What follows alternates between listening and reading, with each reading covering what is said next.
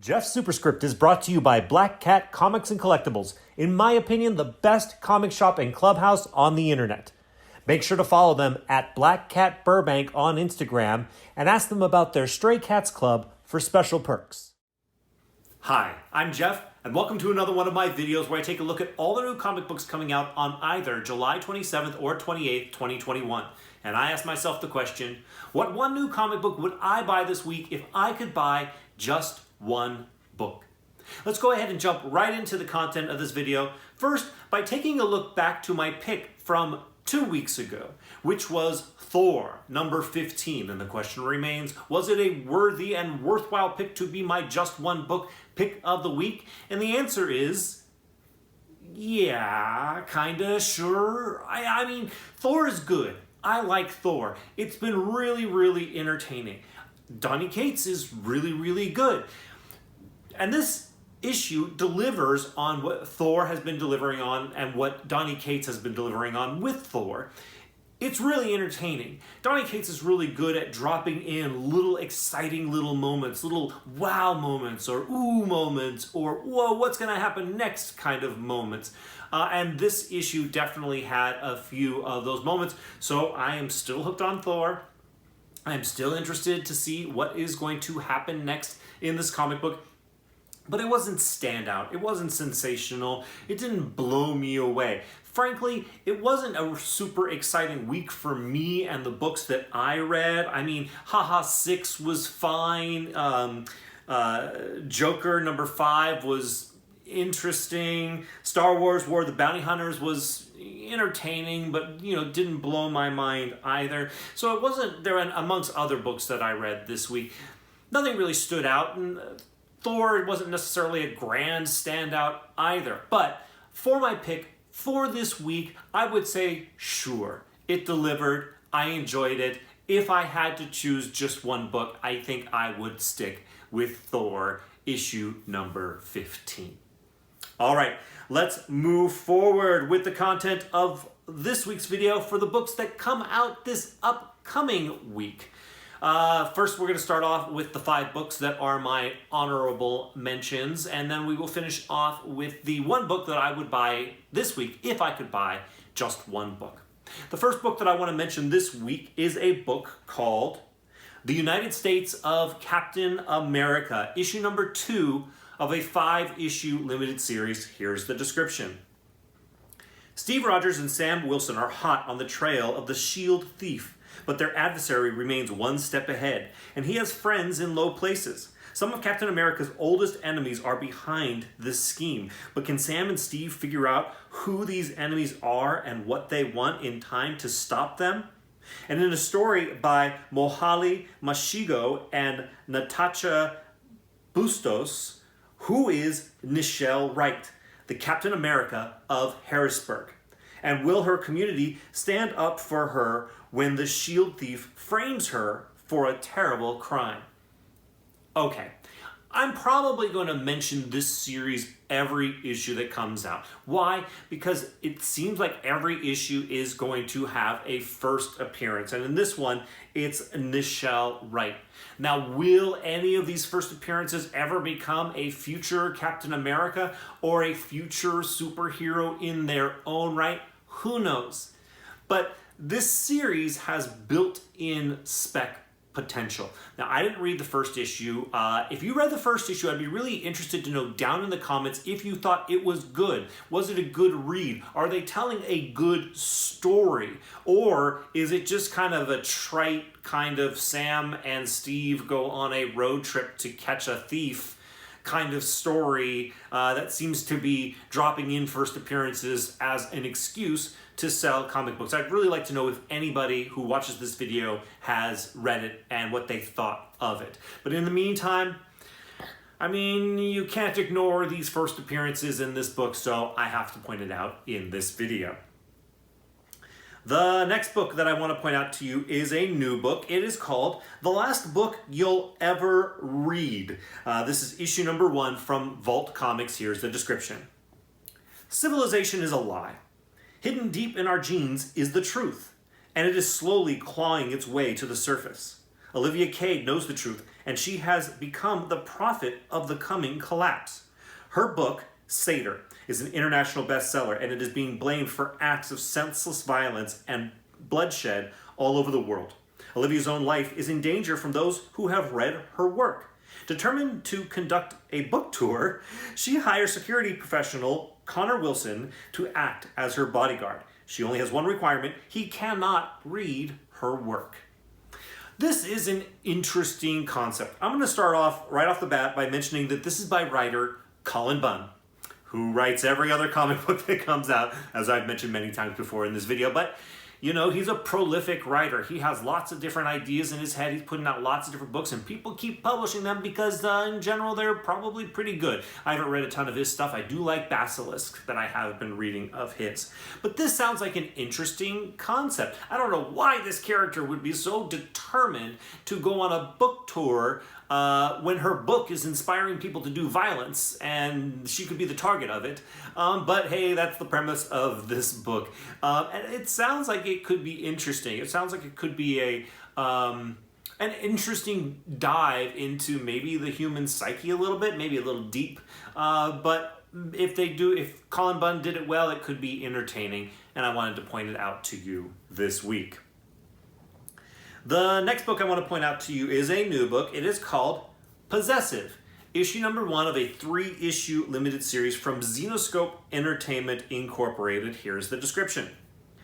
Let's not mince words. Todd's a loser. He has no job, no prospects, and almost no drive. With his wife ready to take the children and go, Todd buys the family their dream home. Todd takes a chance on a house that needs much more upkeep than a few coats of paint and new carpet. And little does Todd know, in the attic resides a terrifying and deadly spirit who does not do well with cohabitation. But while this frightening specter may have murderous tendencies, she might just be what Todd needs to turn his life around. Forgetting Sarah Marshall meets The Grudge. You know you're in for a hell of a ride. From the comedic and possibly unhinged minds of Adam F. Goldberg and Hans Rodionoff comes this offbeat love story that will warmly haunt the very depths of beating and non-beating hearts alike. All right, this looks like it could be a fun, funny, but also just kind of good story. This story sounds interesting to me. Maybe I'm a little bit biased, though. This is written by Adam F. Goldberg and Hans Rodionoff. Now, Adam F. Goldberg is the creator of the television show The Goldbergs on ABC. He has done other television shows as well, but I think he's most famous for creating The Goldbergs, which is essentially the life story of him growing up in the 80s. Now, as somebody who grew up in the 80s, for the most part, myself, the 80s pushes my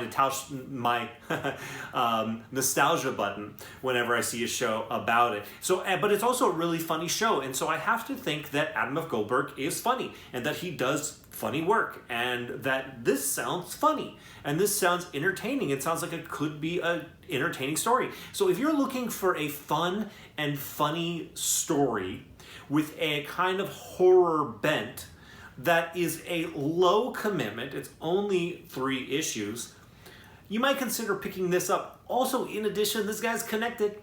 So if it has any potential to be a good television show or a movie, I mean, this guy knows the right people. So something to keep in mind there in and of itself as well.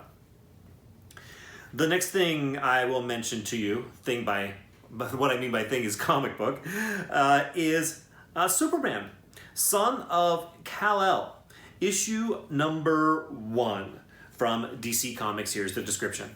Jonathan Kent has experienced a lot in his young life. He's traveled the galaxies with his Kryptonian grandfather and lived in the future with the legion of superheroes who were intent on training him for the day his father, Clark Kent, could no longer be Superman. There is a hole in the Legion's history that prevents John from knowing exactly when that will happen, but all signs point to it being very soon. It's time for the son to wear the cape of his father and bear the symbol of hope that has told the world who Superman really is. Join writer Tom Taylor and artist John Timms as they usher in a whole new era for the House of El. All right, if Superman needed anything, it needed the start of a whole new era. Superman, who is like the what do you call it, the paradigm, I guess, for what a superhero is a little stale these days. Not very many people are calling themselves Superman fans. So yes, the Superman franchise needs a bit of a shot in the arm, and maybe, just maybe, Jonathan Kent might be that shot in the arm. Written by Tom Taylor, who obviously knows his stuff. He gets around, he keeps working, people like his work, he does good stuff. This could be interesting. If you're kind of a closet Superman fan, and you're like, I wonder where they're going with Superman, you might be interested in picking up this book this week. All right, we're now going to move forward with a feature which is comes up often in my videos here. We are going to do another installment of Tynan Time. Yes, it's Tynan Time. This week I want to mention just a few things, kind of a side note to start off with. First off, if you're not reading The Nice House on the Lake, I said it right, you really should be. It's really good. It's really entertaining. I would point out that issue number 1 is going into a 3rd printing, and that issue number 2 is going into a 2nd printing. So if you missed out on these for their first prints, I would absolutely recommend picking up the first 2 issues in their 3rd print and their 2nd print. Not necessarily because of spec, because I don't expect there to be much spec potential for the later prints of these books in general, but it's just a really good read, and I highly recommend it as a read. But that has nothing to do with the books that come out this week. That was a side note. Regarding the books that come out this week, I want to mention a book that is coming out this week, which is The Department of Truth, issue number 11. From Image Comics, here is the description. The rules of reality start to bend in the presence of wild fictions. That's why it's Darla's job to hunt down so-called cryptids before belief in them can spread. And if you're an innocent bystander caught in the crosshairs, well, the Department of Truth doesn't have loose ends. This is one of those issues that I'm really looking forward to read. I really like this book. I think it's going to give us yet another example of how the Department of Truth does what they feel like they need to do, and not necessarily always what is conventionally or morally the right thing. Although I hope that they kind of spin it this time, because we've seen what the Department of Truth is willing to do to protect the truth as they see it. But I hope that we just don't see the pattern of that. I don't like to see patterns too much in comic books. I like to see new things and new experiences and new takes. And James Tynion IV is really, really good, and so I have a lot of faith in his ability to do that. I will mention James Tynion IV, just yesterday, I'm making this video on Saturday morning, won the Eisner Award for Best Writer in Comic Books. So he won this year's Eisner for Best Writer. It is wholeheartedly deserved. Congratulations to you, James Tynion IV. I'm sure you're watching my video, I'm sure. I'm very disappointed that the Department of Truth didn't win in its categories that it was nominated for, but it doesn't mean it's not a great book. Just the fact that it was nominated in 2 different categories is pretty impressive in and of itself. So this is a book that I continue to recommend, I continue to enjoy, and it's a book that I am super excited to read this week. In addition, as kind of another little bonus honorable mention that I'm going to throw in this week, I want to point out that the Department of Truth, issue number 1, 6th print, comes out this week as well. This is supposed to be the last printing of issue number 1. Now, is there massive spec potential there? I don't think so, but I'm also not 100% sure. This cover has the lady in red on it.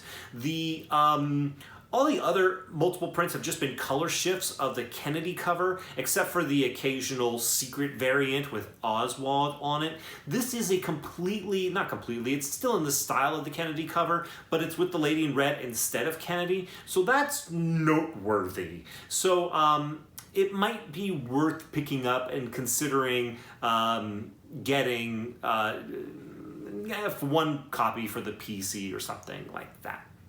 But anyways, moving forward, those are all the honorable mentions and little side stories that I wanted to tell this week. We're now going to talk about the one book that I would buy this week if I could buy just one book. You know what's coming when I put so much emphasis on the I part of it. The one book that I would buy this week if I could buy just one book is Something is Killing the Children, issue number 18. I know. I'm going to get into it. Let me just read the very short description first. This is from Boom Studios, by the way, just in case you didn't already know that. What secrets lie at the heart of the House of Slaughter? Erica and her rival Aaron will soon learn as they are pulled deeper and deeper into the Order of St. George, but the truth may destroy them. Okay, so, one, it's by James Tynion IV. He's the best writer, confirmed by the Eisner Awards. He's also my favorite writer, so he's the reason that this book is the one that I would buy if I could buy just one book. It's Something is Killing the Children. This book has been consistently so good, so entertaining. It's my favorite book. Another reason why it was going to be the just one book pick for this week.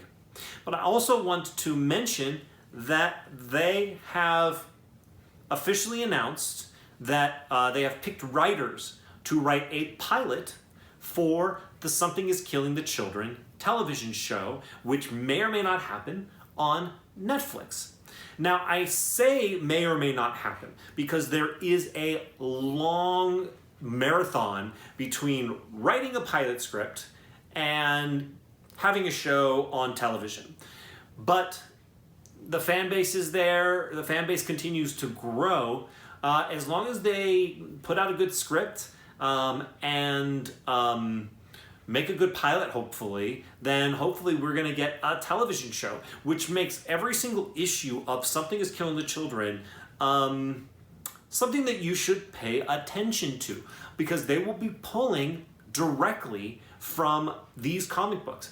And the way that's spec with things like Loki, you have a statue, a head of a statue in the background and they just, people walk past it. They don't talk about it. They don't interact with it. Boom.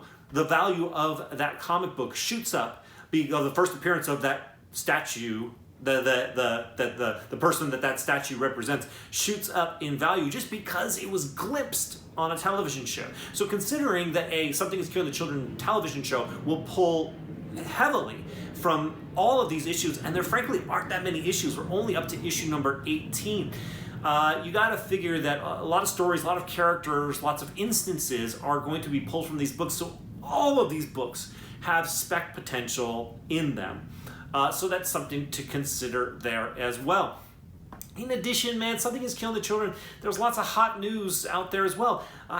The House of Slaughter is a book that was announced by Boom that will be coming out in October, I believe it is. Some people are familiar with Enter the House of Slaughter, which is a free comic book day book that will be coming out, I believe, on August 14th, I believe, is free comic book day. That book is already selling for $10 plus tax and shipping on eBay, and it's a free comic book. So people are excited about Something That's Killing the Children, and they're excited about this spin-off series, The House of Slaughter, which will come out in October. There's already people are going nuts because there are all these bundles for these ratio incentive, bundles for the issue number 1 of this book. Anyways, there's a lot of hype, there's a lot of heat, there's a lot of interest, there's a lot of excitement about Something is Killing the Children. And I admit I am amongst the group of people who share that interest and those excitements.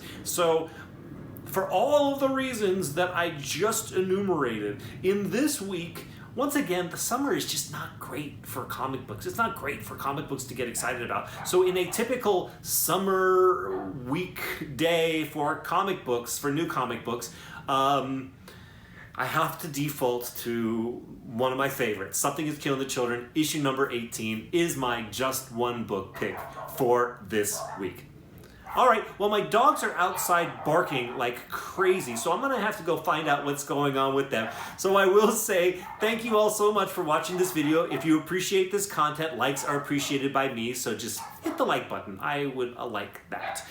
If you haven't already subscribed, I invite you to subscribe as well. And check out my Test Your Comic Book Grading Skills videos. I have more of those that will be coming soon. Thank you all once again for watching this video. I'll see you in the next one.